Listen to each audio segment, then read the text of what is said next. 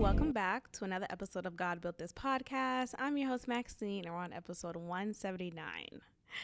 Let's get into this Brittney Griner situation. I know I've been holding back on sharing my commentary. I wanted to gather enough info, and there's more info that has been released since this whole situation began. I first want to address the potheads out there. I want to address the vapors out there. I want to address those who cannot take a moment in their day without getting high.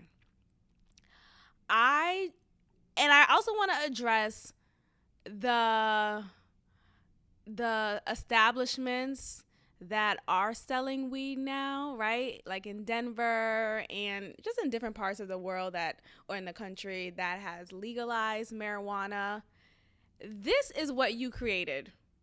I feel like because weed smoking has been such a normalized activity, social activity, so much so that there is no shame around it. There is no taboo around it. There's no discomfort to share. Oh, you got some. There's none of that. And the result of that is the fact that one would think I could travel to a whole new country and disregard their policies, their laws regarding drug use, and bringing drug into the country via the airport. I could disregard that because I live in a state that normalized the use of marijuana so greatly that I think it's normal everywhere. So first, that is my address to the situation. It's really to the culture that we have created around marijuana use, around weed paraphernalia, like around it all. It's because of the culture that we've created is why Brittney Griner thought it would be okay, foolishly thought that it was in her best interest to travel to Russia via the airport, the public airport. They're not like she had a private jet and she could have done whatever she wanted. No. Via the public accessible airport and have Kush with her. Kush is weed, right? See, I'm okay, boomer. I just think that's really what we need to talk about. Is the fact that we have a culture that has pushed the use, that has first criminalized marijuana use and criminalized marijuana selling of it all. We've criminalized that for so many years. It's been a part of the war on drugs culture and the tactic that has been had since the early 80s in America. And now it's become a thing that is just so normal, so cool, so okay, and not a big deal. Now, look, your prerogative. Do what you want. Live your life. And I know I'm coming across like, a boomer or just uncool. Shout out to Luann de Lesseps. Don't be uncool. Just be cool. Or however she said it.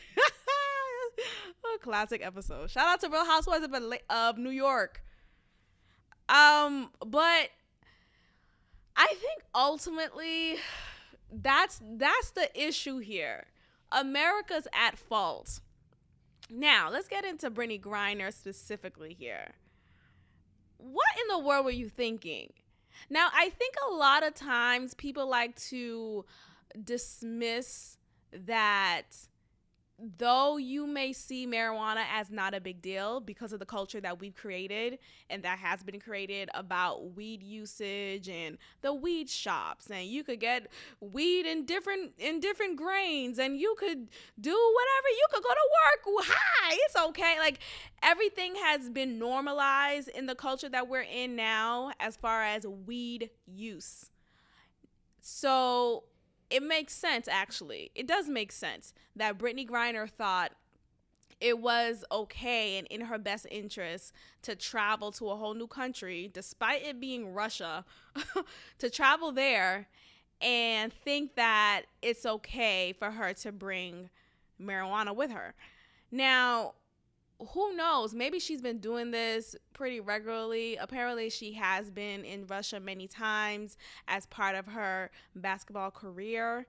So maybe this is nothing new to her, and she's shocked within herself, that she is even, getting into legal troubles and has been in prison for 140 days now because of this.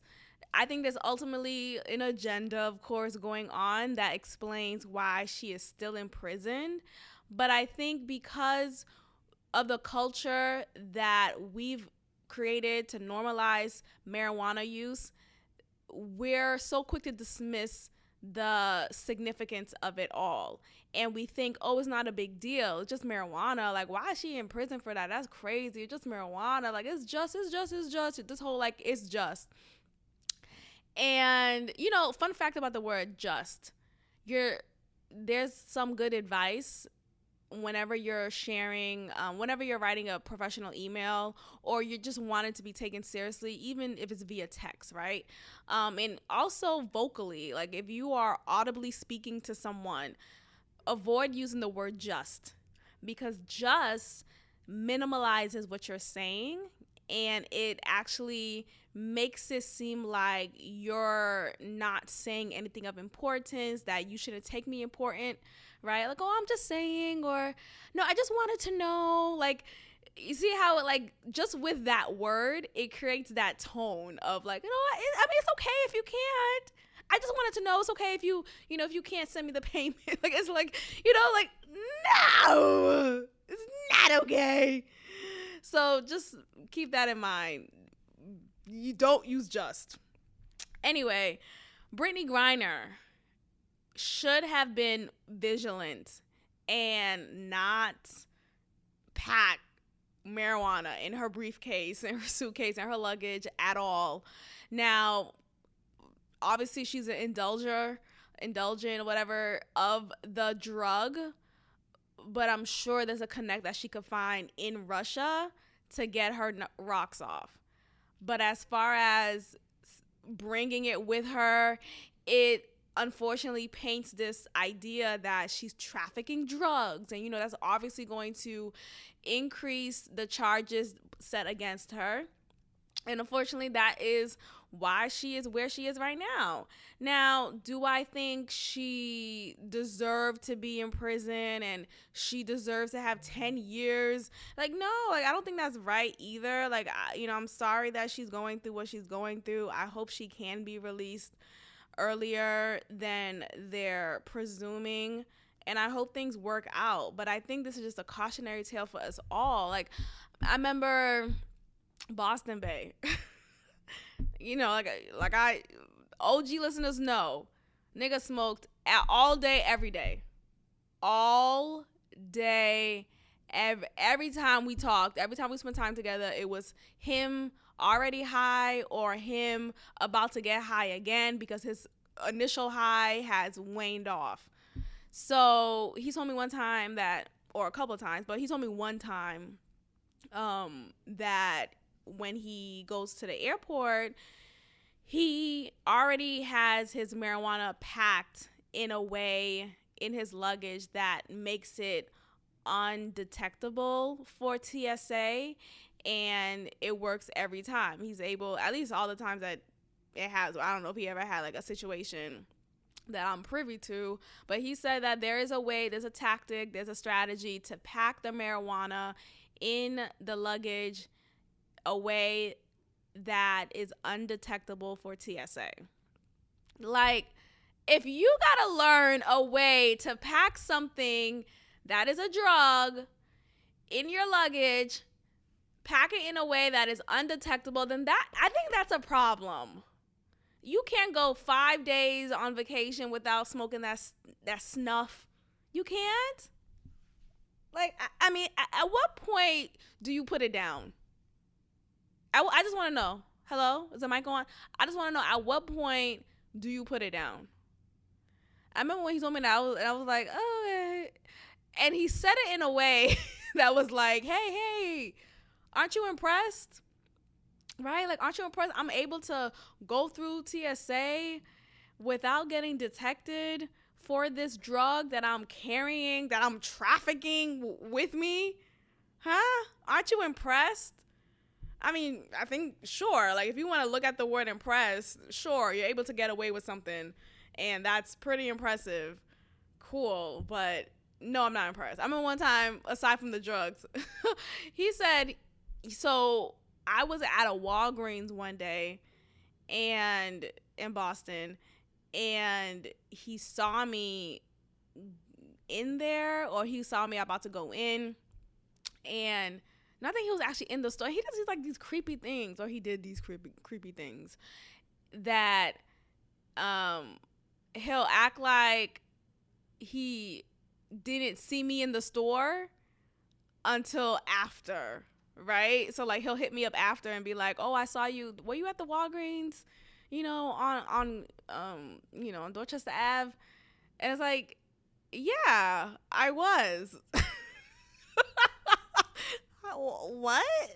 Why did you just text me about that if you were there also to watch and be creepy? So anyway, he was saying how he saw me at the Walgreens and he noticed that the Walgreens there was like, at that moment it was busy. There was a lot of customers and the security wasn't in effect that moment, at least. And he was saying how that he could have got me the items that I purchased sneakily. Like he could have stole that for me, like on my behalf, like the man of honor that he is. He was saying, "Oh, I could have stole that for you. I could have," and I'm like, "What?" I wouldn't, and I said to him, "I wouldn't ask you to do that. I wouldn't want you to do that. Why are you stealing from me? What? I got a bag of Lay's. What are we talking about? Like, what?" He's like, "Oh, no, I know you want to ask." I'm just saying, there was no security officers there. But why do you think that's impressive? Anyway, Brittney Griner is locked up in a pretrial detention facility in Russia for carrying drugs with her. And she has been in that holding cell for months now, allegedly, actually 140 days at the moment of this recording. And she may face up to, at least 10 years in prison. She has decided to plead guilty without intent. Now, if you're pleading without intent, that's meaning, I'm assuming it means I recognize what I did was wrong, but that wasn't my intention. Like, that wasn't my goal. Like, I didn't go into it saying, "Oh, I'm here to break a law in Russia." But after that law has been broken, I realized that I broke the law. I think that's what it's saying. I think this plea is presenting a remorseful, a sensitive, a caring citizen, right? Or visitor of the country. Like, hey, I care about your laws. I apologize for offending you, and I recognize the error in my ways. Though this wasn't intentional, I do recognize the error, and I hope that with this guilty plea that you will be lenient upon my charge. So that's what I'm assuming that means. So she could face at least 10 years in prison. And yes, the whole response goes, it's just weed, right? It's just weed. look, it could just be all we want, right? Like it could be super legal in the state of Colorado. It could be super legal in Houston or wherever. No, in Los Angeles and LA and California has a whole, like, sure. But we have to recognize that it's not the same in other areas of the world. So you have to check that privilege at the door and connect with your team. Or, like, I'm sure she has a PR agent or, a manager, someone who helps her organize where she's going next and how she manages her money and her organize all of that. So who packs her bags? Like, I can't even think that she packs her own bags, or I don't know, like, isn't there someone who works for her that double checks her stuff, or like, hey, just letting you know, FYI, here are the rules upon entering Russia. Please make sure your bag doesn't include X, Y, and Z. Right? Every time you purchase a flight, it tells you that this is what is not allowed on the aircraft or even in the airport. You can't have a firearm. You can't have, I don't think you can even have batteries. Duracell is not even allowed. And that's just what it is. Now, if you get caught with Duracells, you're not going to go to prison. But if you get caught with a firearm, even if you have a right to carry, even if you have a license to carry, and even if you came from a state like Texas that allows one to carry, it doesn't matter. Unfortunately, it doesn't matter. And that is, like, it's sucky, right? You want everywhere that you go to be of the same playing field from where you're coming from. But that's just the reality of it all. So I'm sorry that she's going through it. Like, I do not wish this upon her or anyone. It's sucky, but I just think we have to be more vigilant when we're traveling, when we're going anywhere that's new, especially Russia. Like, Putin, come on. Like, even the name is alone that I don't even want to fuck with. Like, okay. So her partner. Now, what's interesting? I'm familiar with the name Brittney Griner, and I'm just now remembering why.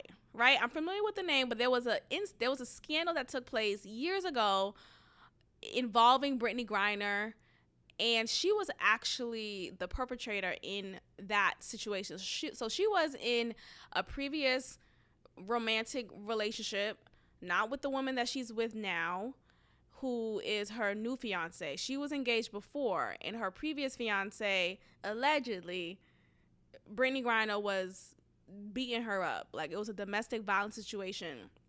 And go look up Brittney Griner in case you are not familiar with how this woman looks like or however she identifies, because this baller right here looks like a man, a whole man. Like, it's actually terrifying. Like, come to think about it, because I think, like, typically for women, our genes, our DNA, our makeup is different than a man. And of course, there are obviously tall women all around us, and models. Think about basketball players, and what other, like, there's so many examples of tall women, black, white, all of that. But I think her level of height is, like, different, or she just looks different. And obviously she's adopting the male appearance more, or just has been because she is a lesbian. But it's just kind of really creepy. Like, if you didn't have the eye to recognize, oh, she's a girl, or she was born as a girl, right? Or she's a fucking girl, then I would really, like, one could really be confused. Because, lesbians who are taking the appearance of men, they strap up their breasts, right? So the little breasts that they do, or the big breasts that they do have, or little breasts that they do have, it's strapped up, right? They're not showing their breasts, their cleavage at all. And with Brittney Griner being a basketball player, she's already doing that already, right? To kind of hold it in place, but she holds it in place already because that's a part of her appearance that she presents to us. So there's that. She's tatted up like a nigga. Like, you know, there's a lot of women, not a lot, I don't know about a lot, but there's some women that I've seen with sleeve tattoos. And it's one thing to have a sleeve tattoo like on like the top of your arm, which is like, okay, whatever. I think that was a trend for a little bit, which explains the few women who I've seen with that. But like when I say sleeve tattoo, I'm talking about both arms. This woman has both arms, like it's not just the top of her arm, it's the bottom. Like it's the arm, every part of her arm is tatted up. So there's that. She has locks, and she wears it in a way that is resembling how a man who has locks would wear his locks. And it's just like it's just very much so, it's giving nigga, right? It's giving a man. So I say all that to say, I don't know why I brought that up, but the point is, like, I just thought that was like very, that's why I brought it up. So she was in a previous situation. I'm gonna look it up because maybe this is related. So Brittney Griner, domestic violence. Like there was a moment like years ago in which,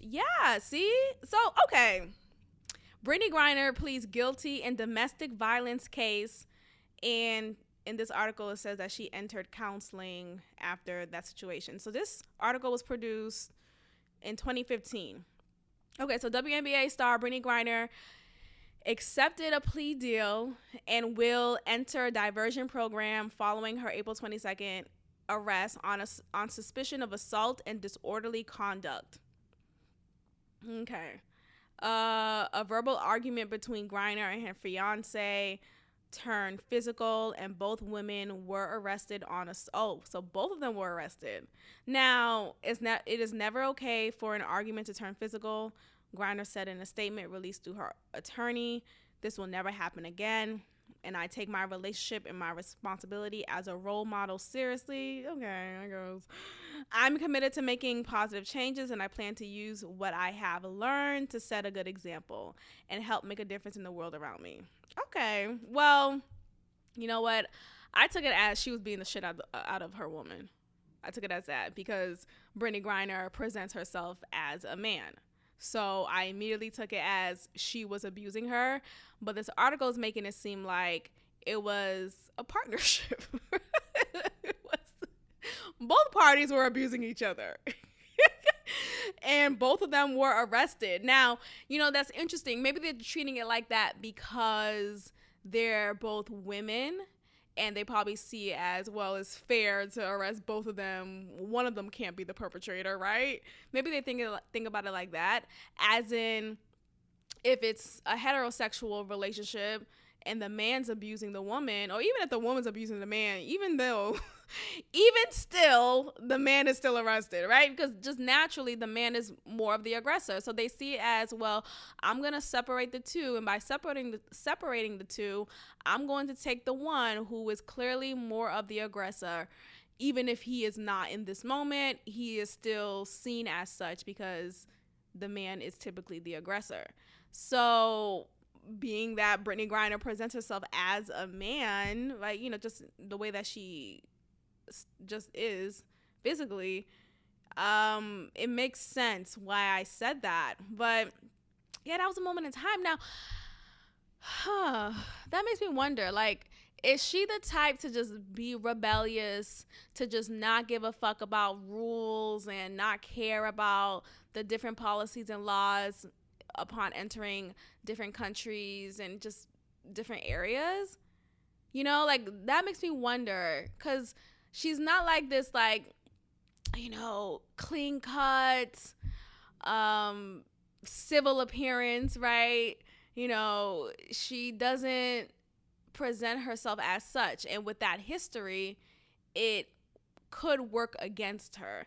So I'm wondering if the reason why her case has been intensified the way that it has is not only due to her breaking the law, but due to Russia pulling up history of Brittney Griner. Like, who's this Brittney Griner woman? And then they look it up and they see that, oh my gosh, she's a domestic violent person, and she has history of being abusive, and this shows her character. And you know what? I'm not gonna be easy on her. This is not a first offense of hers. That's what I'm wondering. So, child, I don't know. I just feel like when two women are fighting, and one of them plays more of the man role, you're the aggressor. Hello? I think ultimately, sure, we're both women biologically, but your DNA is different. Something's up. Like, you find me like I'm one of your niggas, right? Like, you balling up your fists. I don't know. Like, I just feel like it's different. It's different to me. So she probably was a fucking abuser. I think I'm right. Anyway, so Griner's partner allegedly spoke with Biden and Harris and wanted to let them know, hey, my partner, who is this WNBA star, she is in prison. Hello, do something. I don't know much that came from that conversation.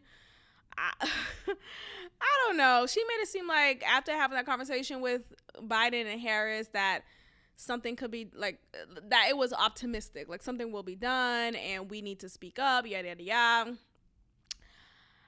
Biden and Harris are trash. Like, let's just start there. Truly trash, okay? I have yet to hear any report of them exonerating prisoners who are wrongfully committed. I don't hear any reports of them getting into cahoots with people and organizations who are persistent about prison reformation. I don't hear any cases where Kim Kardashian came up to them and was like, hey, I have a case of this woman who was wrongfully in prison and we need to fight to get her out. Like, I don't hear any of it. I don't hear any pardons that Biden has made for anyone who was wrongfully in prison. Like, I don't hear any of that. And there are plenty of wrongfully imprisoned folks, men and women. Now, why is that?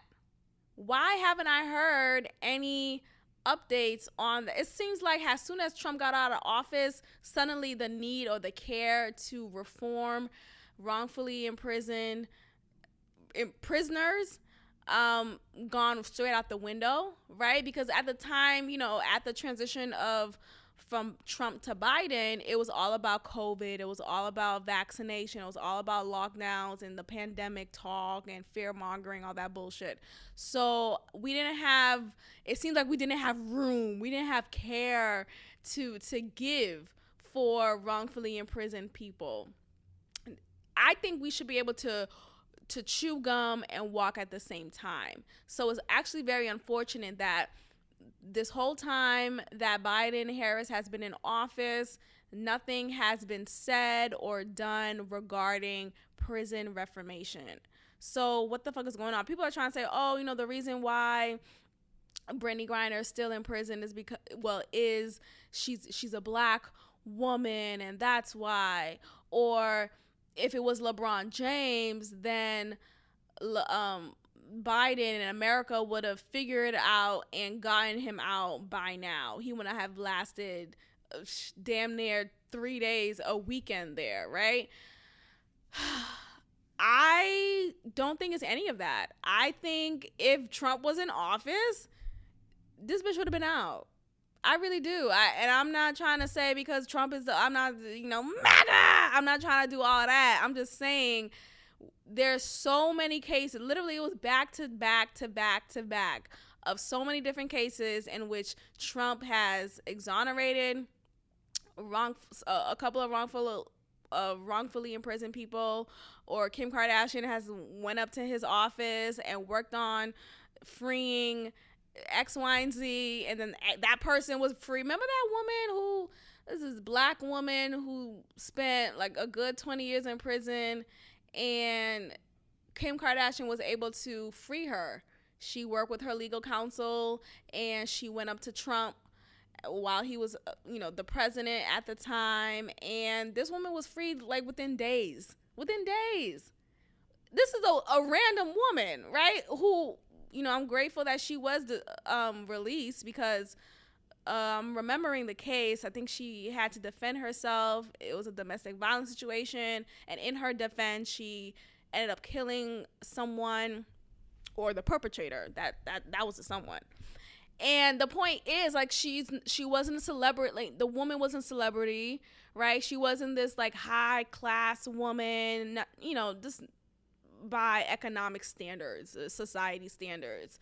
She was just an average, low income, just kind of impoverished background black woman. So for this woman to have been freed, yet Brittney Griner, who is a well-known WNBA player, and though she may not fit the box of just well put together, and though she's a lesbian, and like all of that doesn't even matter. Like, I don't wish any ill will on her, regardless of how she presents herself or how she identifies. That has nothing to do with anything. The fact that she is this notable person in the sports world, in the media, etc., and nothing has been said from the Biden administration to free her. It's been 140 days. So man, fuck Biden. All right, let's talk about self-defense. Let's talk about self-defense. Now, I want to talk about Tariq Nasheed real quick. I think in a couple episodes ago, I talked about how I thought he has a white wife. And I'm like, oh my gosh, if this is true, then everything that he has been talking about, everything that he's been standing for is full of shit. I was wrong. He actually has a black wife. But there's an alleged rumor now that I'm hearing that his black wife has a white mother.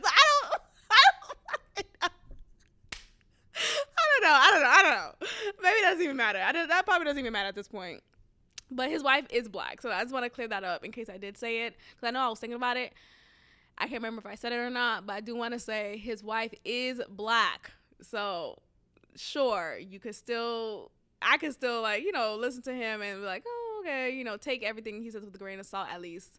I don't follow the guy. But anyway, I've watched, and I sometimes still do watch some of his videos and commentaries and read his tweets. It's just, I'd like to kind of grasp different people's perspectives about different things, because I just think it's interesting. I like to get into the mind of people and what they think about different topics, no matter how funny it is. I feel like sometimes, like, I get the jokes on him, don't get me wrong. I'm not a follower of him. I'm not an FBA. Like, he can't I'm not claiming to be an FBA. I'm not trying to take your, all that bullshit. That's what he stands on. So whatever.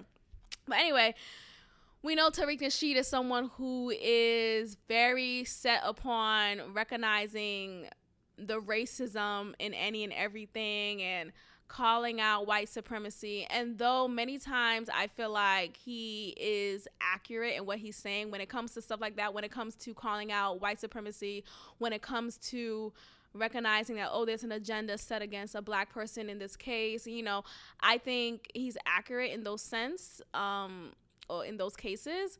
But in this case that I'm about to talk about, I don't think he's accurate. And I think he is always trying to, because all the videos that I watch of him is always him talking about how, they're setting against, black people and FBAs and he always says FBAs, but I feel like what he's saying right here is unnecessary, and I don't align with it. So what I'm talking about is the bodega situation that took place in New York.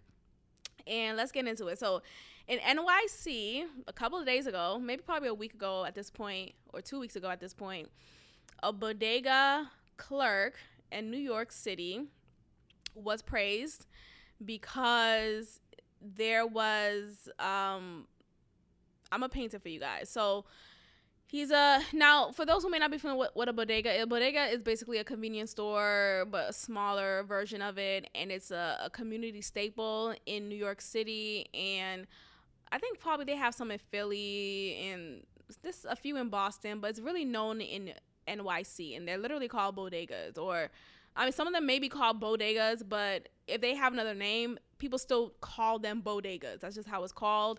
And it's just a staple in the community. Is around every corner. You could get your breakfast there, your coffee, snacks, stock up a little bit on household items. Like it's a regular store, smaller size.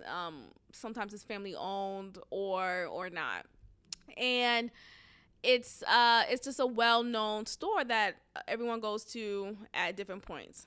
So this article says hero, quote unquote, NYC bodega clerk Jose Alba, and he's Dominican. So this man, the clerk, the one who was behind the registry or registrar, was praised and cheered for his act of self-defense on Staten Island. So this took place in Staten Island, and let me paint the picture. So a black woman, I gotta say all of that. Why does it matter what?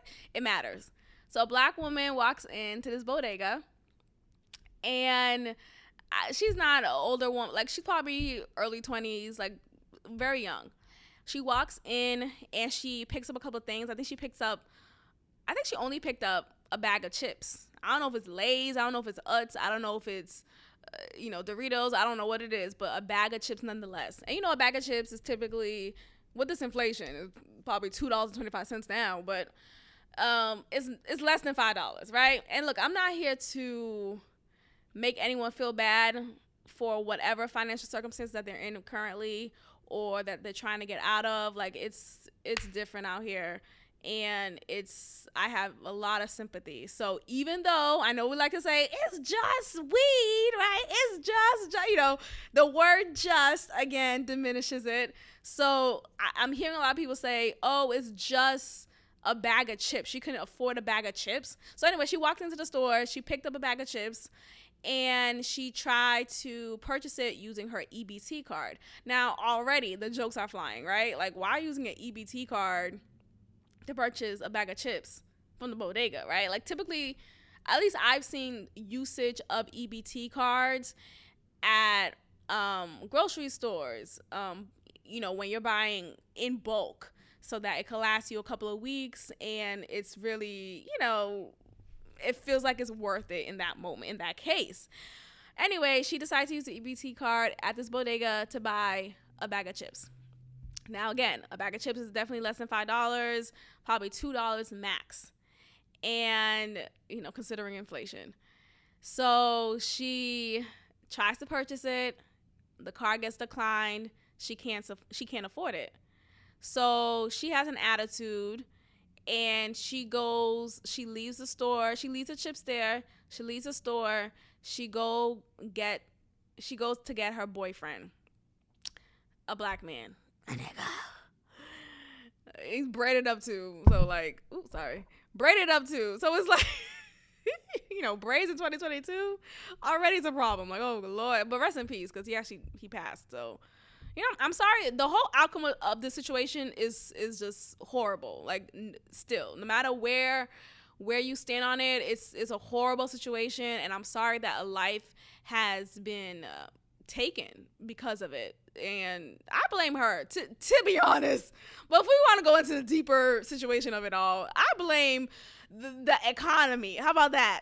I blame the lack of resources that this fucking world has for people of particular backgrounds. I blame that. I blame her upbringing. I blame the lack of monetary gain in her life. I blame that. Shit. Anyway, so she goes to get her boyfriend I don't know what she said to her boyfriend, right? I don't know if she was like, the clerk is like, trash talking me. He kicked me out of it. Like, I don't know what she fed into him, right? Because let's think about it. If you've been at bodegas, if you've been at even any convenience store, sometimes you may be followed if you're a black person, depending on who is the one behind the registry, a register. I can't even say registry.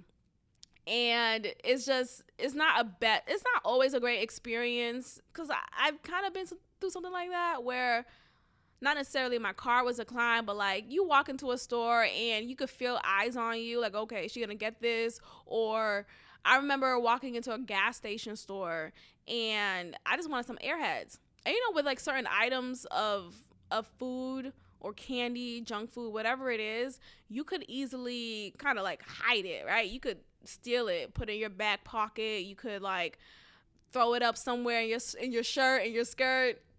And with the Airhead, you could do that. I'm not saying I did it, and I haven't done that, but I'm just saying it's one of those items where it could easily be hidden, and you could walk out the store with an item that you didn't purchase. So I've been through situations where I've had eyes follow me, or literal footsteps follow me, because they wanted to make sure whatever I pick up, I'm not hiding under my breast. Anyway, so I hate that feeling. It's not a great feeling. And I don't know if she was experiencing that and felt embarrassed, on top of just naturally not having enough money in your card, having insufficient funds, and it being an EBT card at that. And all of that is hard, right? So I do have sympathy for that. But again, I don't know what she said to her boyfriend to have riled him up to walk into the store. So he walks into the store. I don't know how long after. I don't know if it was like 5 minutes. I don't know if they stopped at the store. Like, did they stop at the bodega and then she got out the car and went in it by herself and then left the bodega and told her man about it? I don't know. So anyway, so he gets into the store. He's having it out. Like, he's arguing with him. Now, what has been released recently, like just literally a day or two ago, is that the boyfriend actually attacked the bodega guy. Jose attacked him first, and Jose was attacked, like he returned, like he self-defended. He defended himself and had a knife accessible and went ahead and stabbed the young man, and stabbed him enough that it was fatal. He passed away.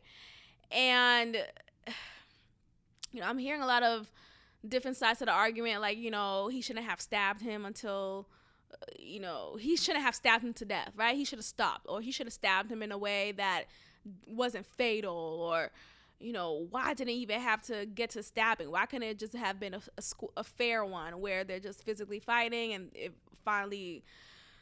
Look, I feel like, what the fuck happened, right? Like, when he came into the store and he got into an argument with the clerk, why?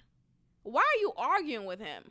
Why not just ask his girl, or his girl should have already told him, hey, my EBT card didn't work, or I didn't have enough money in it, I didn't have enough funds. Could you spot me this purchase? I'm trying to get the Lay's bag of chips and this Coca-Cola. That's about $5 right there. Can you pay that for me instead of me using my EBT card because it was insufficiently funded? Instead of just like going in there, giving the guy the $5 and walking out, he goes in there with this high horse attitude, like just like very haughty, and like entitled almost. Like, how dare you not allow my girlfriend to just leave here with the Lay's bag of chips, even though her EBT card said insufficient funds? What? Like, he came in there very much like, and of course, again, rest in peace. It's really sad that his life is lost. Like, at least, just injured up a bit. But no, I mean, whatever. It's something something that, like, when you're in the heat of the moment, and I haven't been in those situations, thank the Lord, but I think it's so much easier said than done, right? People are so quick to be like, oh, well, he could have at least did this. He could have, I wouldn't have killed him. I would have just like stabbed him up a little bit. Like, that's what the fuck. You don't think like that when you're in that moment. It's either kill or be killed. It really is. It's either kill or be killed. So, and your adrenaline is rushing. You're in a position where you may feel like, even though this is your standing ground, like has Jose, this is his shop, right? He may have planted his roots here for the past 30 years, and how dare a young man try to bully him out of having a paid patron? Like, I think all of that comes into mind as well. Like, I'm gonna stand in my shit. You're not gonna get in here and force me and bully me and coerce me to allow your girlfriend to leave with an item that she can't pay for. It just is what it is. Like, why couldn't the boyfriend just go in there and give him the money and be on his merry way? And I think that speaks to, I want to address the pride in the room. I want to address I think it speaks to pride. I think it speaks to the level of pride that we have as people. Look, I have pride myself. I get it. Like, if I'm ever caught in a situation like that, it's okay. I'm gonna leave my items here and I'm just gonna walk the fuck out. Like, I'm not even gonna tell him, hey, I could afford it. No, I just changed my mind. I don't want it anymore. Right? Because there's pride there. Like, there's an embarrassment of realizing I don't have enough money for a bag of chips. Like, that shit is hard to accept. It's hard to sit in that. And again, I don't want to shame her for it. We're all in different circumstances, and I hope she could be in a better place where she doesn't have to experience something like that, as far as purchasing something that she can't purchase. But I just think, honestly, Jose was well within his right. Not to say to kill him, but like, I'm laughing. I'm horrible. No, he was well within his right. He was well within his right to defend himself. And albeit his defense resulted into the death of another person, of the person who was of the person who was actually attacking him, then so be it. Like, it's an unfortunate situation all around. It's disturbing all around. And allegedly he was arrested. Excuse me. And has been released on bail, I believe. So Staten Island Post on Saturday came to the defense of a Manhattan bodega clerk who faces murder charges for fighting off an assailant, saying he'd been cheered for such action in their borough instead of tossed in a jail cell to rot on notorious Rikers Island. So he's receiving a lot of support for this, because it's unfortunate life had to be lost, but it's not what, like, you can't, people, I just hate when people try to be like, oh, well, he should have at least did that. No, it's not that easy. Adrenaline goes through you, and you may think your life is in danger, because allegedly the young man attacked him first. Not only did he attack him by getting into his space physically, pushing him back, all that stuff, allegedly he actually stabbed him first. So it was already a stabbing situation, and that stab could have resulted into the older man's death. Now, Tariq Nasheed was talking about how, this is a tan supremacy situation, and people are praising this man, the clerk, Jose, who's Dominican, and we'll talk about that. But he's saying that people are praising him because he killed a black man. And I think in those moments that I noticed with Tariq Nasheed is that he'll weaponize that, right? Like, instead of really looking at the situation for what it is, it's an act of self-defense. It has nothing to do with the man being a black man and him spotting him out and killing him because he's black, you nigger. Like, it has nothing to do with it. It has literally everything to do with self-defense. everything to do with self-defense. There's nothing that could have been done differently. I really stand on that, because again, we're so quick to be like, oh, well, he could have gotten, a rock instead and pushed and like banged a rock against his shoulder and pushed him. No, well, a rock wasn't next to him. A knife was. So I'm going to get the first thing that I could find to defend myself, because what you're not going to do is kill me. That's what you're not going to do. And I think that's a conversation that some of us are not really able to have yet, because we think, oh no, there's another way to kind of rectify the situation, or there's a better way to, let's just talk it out. Let's have a restorative plan. This whole restorative bullshit. Look, I come from 10 years of education, teaching in this field, in that field. And throughout the schools that I worked at, it was very much focused on how can we be restorative? How can we talk about the fight that happened? What? Hello? There's drugs being trafficked in the hallway, and we're talking it out. Like, sure, there's room for conversation, but I think sometimes we like to think that a kumbaya is helpful here, right? We're so quick to be like, oh, defund the police. That's why we should defund the police. Well, who are you going to call when the perpetrator's in your fucking house? Huh? Who are you going to call when a rapist is in the house? Huh? Well, the police you defunded. So who we call? Oh, and you can't carry a gun because you're against guns too? Oh, so you don't want to ever defend yourself. I was in an argument with somebody on Reddit the other day, and I'm just mad at myself at this point. Like, I need to stop. I love Reddit though.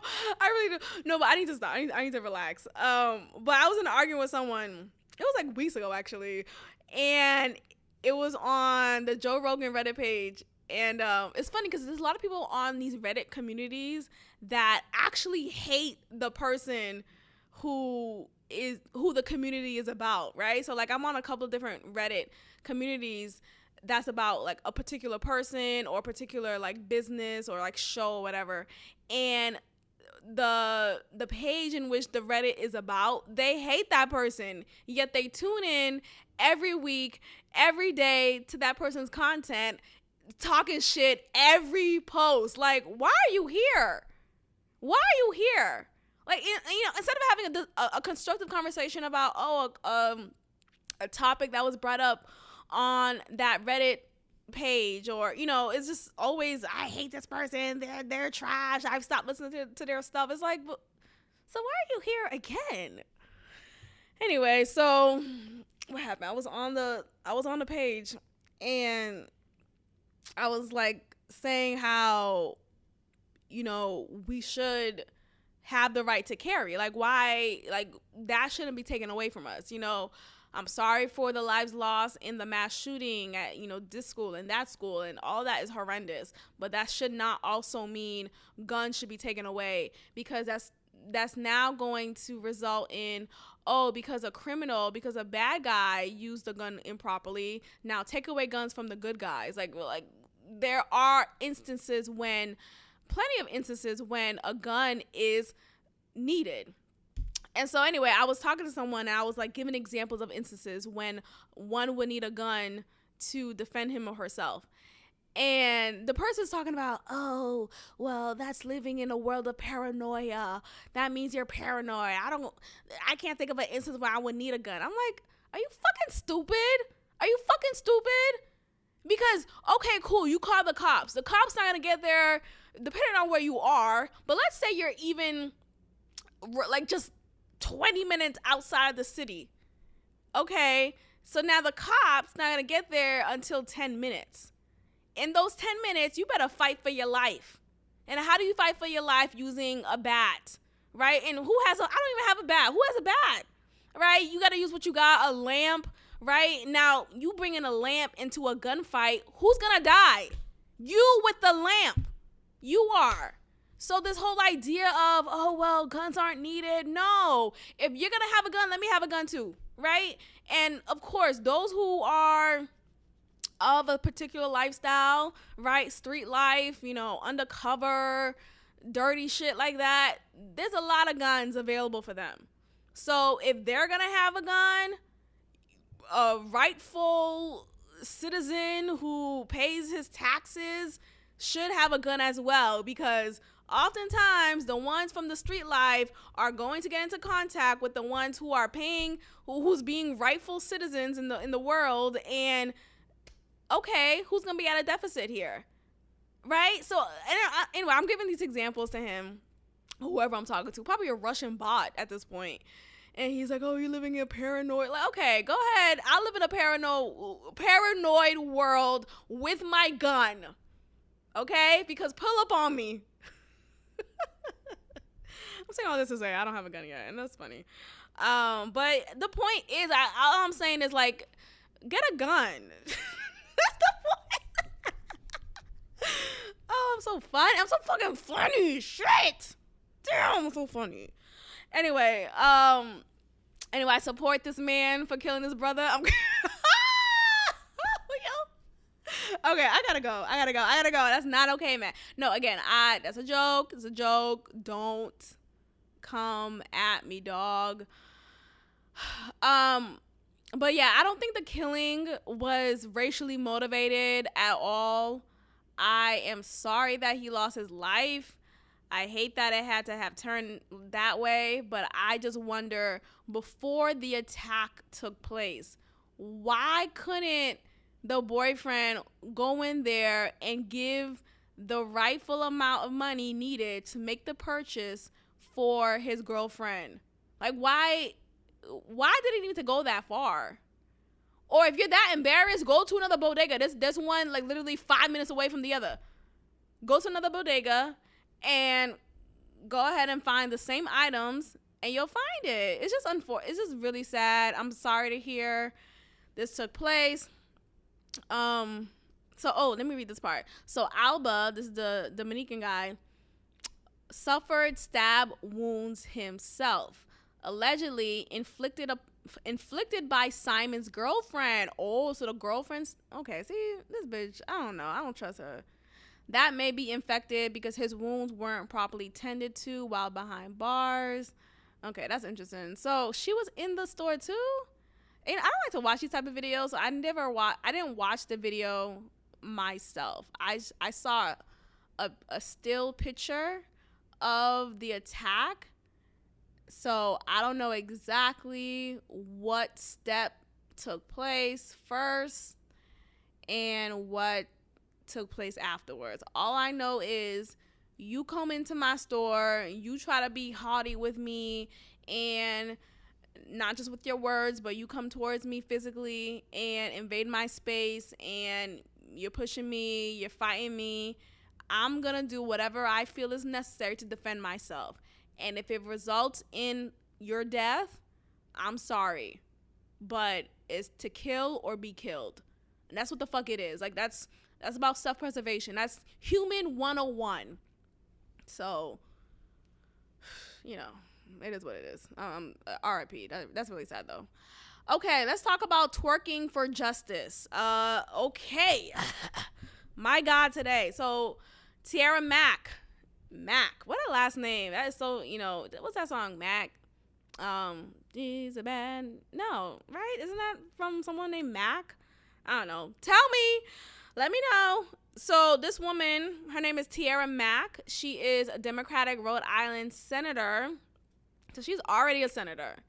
Now, look, I get it. There is a decorum that, and I agree, like there is a decorum that politicians and people in office should present and should walk under, or, walk in the light of. Like, you should have some level of like class and just, get yourself, like, what are you doing? Like, you're in the public office. What?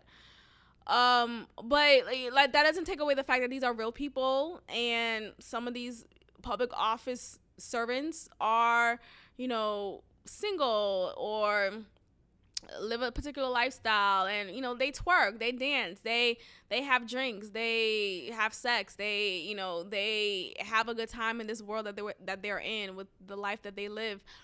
All that is true. So I'm not opposed to like her knowing how to twerk. And I just think there's I don't know, I feel like her doing it, she first did it on TikTok. Actually, she filmed on TikTok, and she did it on behalf of something, right? She was not like she was twerking to a song and like just having a good time, and we happened to catch the video and like, oh my gosh, this is a senator from Rhode Island. Like, it was one of those. This was an intended video that she put out into the viral universe so that you could see and that she could gain awareness for something. This whole bullshit about, oh, I'm gaining awareness.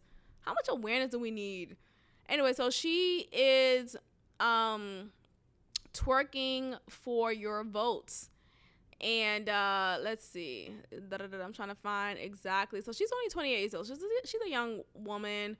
She identifies as LGBT, even though she was previously with a man not too long ago. But, you know, whatever. That's fine. What happened? So she, on the 4th of July, she posted a saucy clip of her shaking her booty while in a headstand on a beach. Now, that's impressive. I want to try to do that. But it's like, what? You're a senator. Like, I don't know. Do it on your private TikTok page or send it to your private close friends list on Instagram. That ass.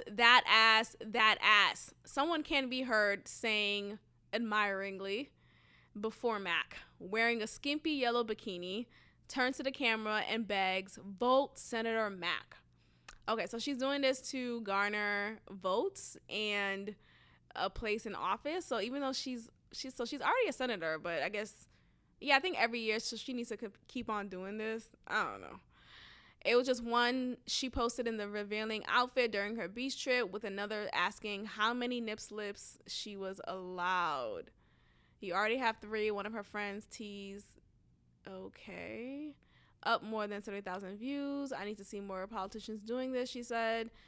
Or someone else says, oh yeah, an admirer said. Okay, anyway. So she's doing this, and she is going about with her campaign focusing on LGBTQ rights and trans rights, and that seems to be her bait and switch. Like, that's her call. That's her way of getting your attention. And even though I don't respect it necessarily, like, I don't support the way that she's going about doing it, unfortunately, it is effective. Like, you know, we're talking about it. She's making a name for herself. She's not just one random black girl, or however people will describe her before. She's a twerking senator now. And because of this, she could plant a seed in a future vote, a future voter who will go into the polls one day and remember, oh, this is the name of the woman who twerked on the beach. I'm gonna vote for her because she twerks just like me, right? She twerks, and it really just be like that, right? Some of us don't even know, me included, don't even know all the people listed on the slip before you vote for that person, right? So it's like, okay, how do I figure out who to vote for? I'm gonna vote for someone whose name I remember the most, right? Who was most advertised to me.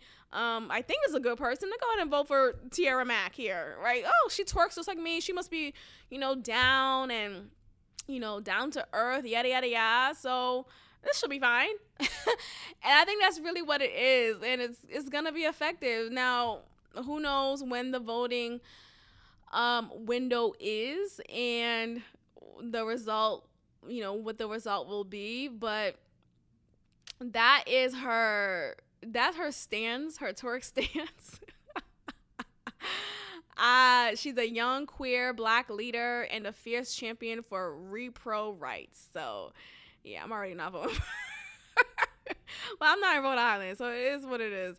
But yeah, I think, this is the topic for many politicians. This is the way for many Democrats in particular. Like, this is their way of getting in your face. This is what they're only focused on. I only care about your reproductive rights. I only care about trans rights. And it's like, okay, but like, what do you care about, like job resources?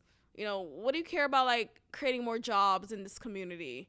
What do you care about increasing minimum wage? What are your thoughts on that? Like, are you only focused on trans rights? Like, that's not even the majority population. It's not. Like, the media coverage about trans rights really would make you think there's a lot of trans people around. Now, look, there's an uptick. Because it's a contagion. No offense, but it's a contagion. But ultimately, it's not a large population. Now, they want us to go about laws and ideas and beliefs and into our speech also by identifying, what pronoun what the fuck do I look like?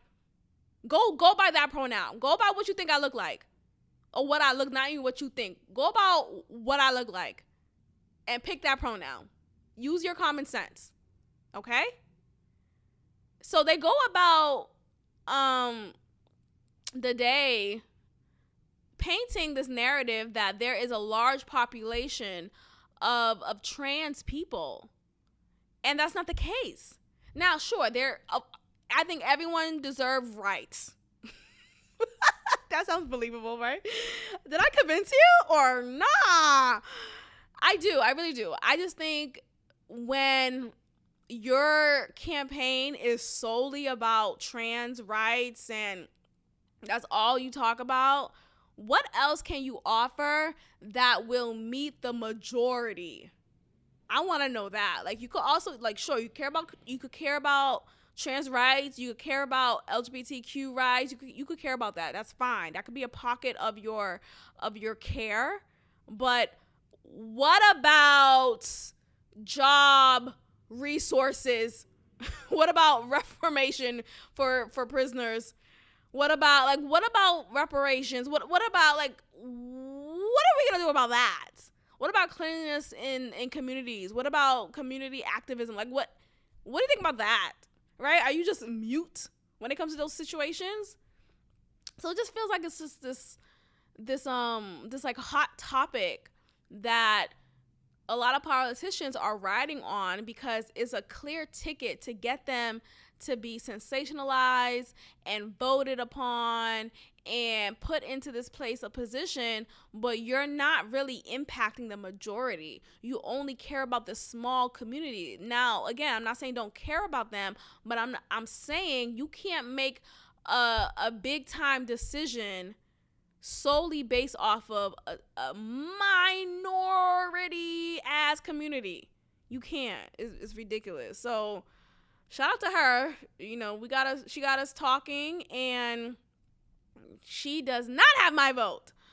But it doesn't matter. I don't live in Rhode Island. Okay, I think that is all for today's episode. I have here sensationalizing trauma. I wrote that down. Something triggered that. I know in my last episode I talked about all the Hulu shows that I watched. It's been a lot of content I've been watching on Hulu. Shout out to Hulu because my goodness, I am thoroughly entertained. And the topic of trauma came up as well. Like, I know I talked about mental illness and how that's used as a bioweapon and all of that, but trauma in particular has been sensationalized. It has been a currency for many people, or just in general. Like, it's literally a form of currency. How can I get your attention? I'm going to be so traumatic, right? I'm going to talk about a traumatic experience of mine, no matter how long ago it was, no matter how factual it may be or infactual. I'm going to talk about a traumatic experience because that's going to garner more views. It's going to garner more attention.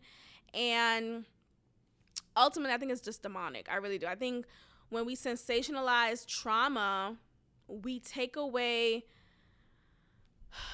the authenticity of it all, and we take away the actual events that people, like real life people who have experienced trauma, and we make it seem like it's this form of currency when that person is just trying to move on, right? Instead, we want that person to relive that trauma over and over and over again just so we could get something off from, like, it's like a kick that some people get from watching different traumatic stuff and listening to different traumatic stuff. It's just weird. And we'll talk about that some more at a different time. But thank you guys so much for listening. Please make sure you have shared this podcast with a friend. Please make sure that you are subscribed on whatever platform you have listened to this episode on. Also, make sure you have left me a positive review, 5 stars on Apple Podcasts, Spotify, Google Podcasts, and Anchor. I appreciate it all. And if you would like to be a patron in the Patreon, patreon.com/GodBuiltThis, please be so. That will be great. Your support is just welcome and appreciated. And you can also click the link in the show notes if you would like to send a donation to this podcast. I appreciate that as well. All of that really helps to keep the show going. Podcasting is not cheap, and it's not for the faint of heart, but I'm still here, right? So that says something, but I really appreciate any support, and monetary support definitely helps. So I'm not the type to, ask for any of that, but it helps. So if you could be so kind to send a donation, click the link in the show notes or become a Patreon member. The link is also in the show notes for the Patreon page here. Please do so, and I will check in with you guys next time. Peace. Thank you for tuning in to another episode of God Built This Podcast with your host, Maxine. Be sure to leave a review, give me 5 stars, and of course, subscribe. Also, follow God Built This Podcast on Instagram at God Built This Pod. God bless.